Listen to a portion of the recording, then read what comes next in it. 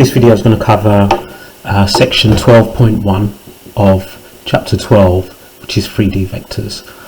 So the first thing to note is that we're now looking at 3D, so we're going to have a three-dimensional vector. So I'll try and draw what this might look like.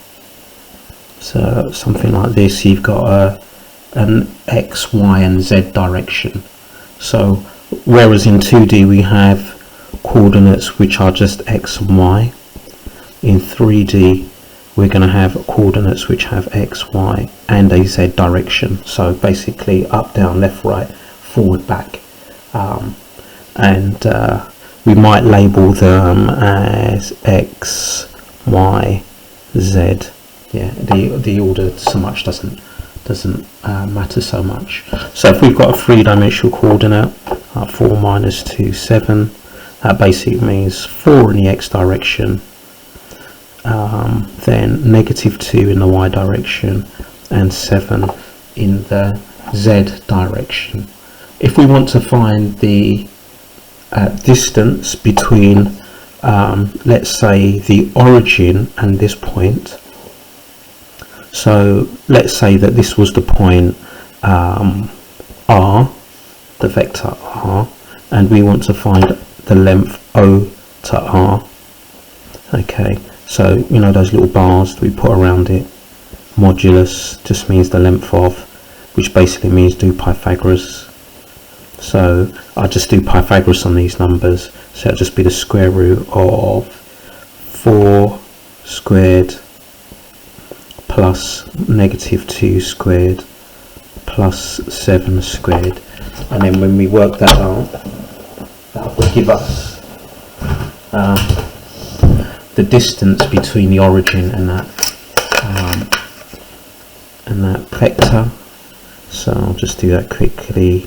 So square root 4 squared plus negative 2 squared, so we must put that in brackets, plus 7 squared, so we get root 69, which is 8.31, so 8.31. that's to 3 significant figures, that one. We can also find the distance between any two coordinates. So if my coordinate R was that and I made up another one, Q, and let's say that this was the coordinate and negative 5, 0, 8, and I want to find the distance between RQ, that vector, then basically it's the difference between the coordinates squared. So I could do, a long way round would be to say 4 minus negative 5 squared, then the difference between that, which is negative 2 minus 0, it's 2 minus 0, and then the last point would be 7 minus 8 squared, and I can do it that way. That's a long way round. A quicker way is just to say, well, what's the difference between those, that each X, Y and Z, and just square it. So the difference between 4 and negative 5 is 9, so 9 squared. The difference between negative 2 and 0 is 2, so 2 squared. The difference between 7 and 8 is 1, so just 1 squared. Okay, so if we do that, that's going to be 81 plus 4, which is 93. 93 plus 1 is 94, so root 94, and if I work that out, I get 9.70 sort of. That's again to 3 significant figures. Okay, so you can see it there. So that's how we can find the distance between two coordinates. If you know the distance between two coordinates and you've got a number missing, then you can work out what that number is. So this is example 3 in the book on page 338, example 3, page 338, if you want to have a look at that. And what they do, they give you these 2 points. Point A has the coordinate 5, 0, 3. Point B has the coordinate 4, 2 and k, so that's a missing number, but we're told that the distance between this point and this point is 3.